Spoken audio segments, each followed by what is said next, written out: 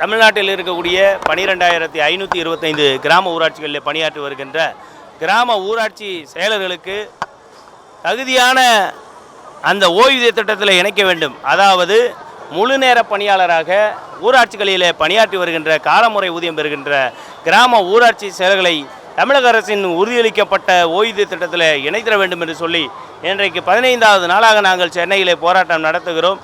எங்களுடைய கோரிக்கை என்பது ஒரு கோரிக்கை தான். அந்த கோரிக்கையை நிறைவேற்றுவதற்கு தமிழ்நாடு அரசு ஏன் தாமதிக்கிறது, ஏன் தயங்குகிறது என்று தெரியவில்லை. நாங்கள் 15 நாட்களாக சென்னையின் வீதியிலே பல கோடி ரூபாய் ஊதியம் இழந்து பல கோடி ரூபாய் சொந்த பணத்தை கடன் வாங்கி வந்து செலவழித்து நாங்கள் இங்கே போராட்டம் நடத்துகிறோம். மாண்புமிகு முதல்வர் அவர்கள் உடனடியாக நாங்கள் தகுதியான காலமுறை ஊதிய கட்டில் இருக்கின்ற பிற பணியாளருக்கு என்ன வழங்குகிறதோ அதை போன்றே ஊதியம் பெறுகிற எங்களுக்கு இந்த ஓய்வூதிய திட்டத்தில், அதுவும் குறிப்பாக உறுதியளிக்கப்பட்ட ஓய்வூதிய திட்டத்தில் இணைத்து அரசாணை வெளியிட வேண்டும் என வலியுறுத்தி கேட்டுக்கொள்கிறோம்.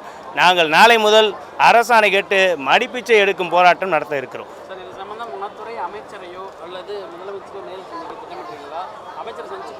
யார் கூப்பிட்டாலும் நாங்கள் போய் பேசுவதற்கு தயாராக இருக்கிறோம். யார் கூப்பிட்டாலும் போக தயாராக இருக்கோம்.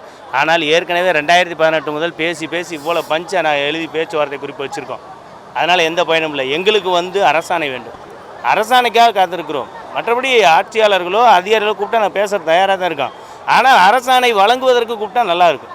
ஏன்னா எங்களுடைய நோக்கம் தான். ஏன் எல்லா எலிஜிபிலிட்டி இருக்குல்ல. இப்போ எங்களை மாதிரியே பிற துறையில் இருக்க எல்லா கூடிய எங்கள் ஊரே வளர்ச்சி துறையில் இருக்கக்கூடிய பணியாளருக்கு இருக்குதானே. இப்போ எங்களுக்கு மட்டும் அதே டைம் ஸ்கேலில் முழு நேர பணியாக இருக்கக்கூடிய எங்களை சிறப்பு காலமுறை ஊதியம் பெறுகின்ற பகுதி நேர பணியாளருடைய இணைத்தும் 3,400 ரூபாய் ஓய்வூதியம் என்பது அறிவது எப்படி நியாயமாக வரும்? அது ஒரு கண்ணுக்கு வெண்ணையும் இன்னொரு கண்ணுக்கும் சுண்ணாம்பு வைக்கின்ற செயல். அந்த சுண்ணாம்பு வைக்காதீங்க, எங்களுக்கு வெண்ணெய் வைங்கன்னு தான் நாங்கள் கெஞ்சி கிளறிக்கிட்டு இருக்கோம் 15 நாளாக. மேலும் நாங்கள் கெஞ்சுவோமே ஒழிய பொதுமக்களுக்கு இடையூறு அளிக்க மாட்டோம், அரசுக்கு தொந்தரவு கொடுக்க மாட்டோம். எங்களுடைய கோரிக்கை நியாயமான முறையில் எடுத்துருக்கோம். 8000 பேர் விடுப்பு கொடுத்திருக்கிறார்கள். இங்கே 4000 பேர் போராட்ட களத்தில் இருக்கிறார்கள்.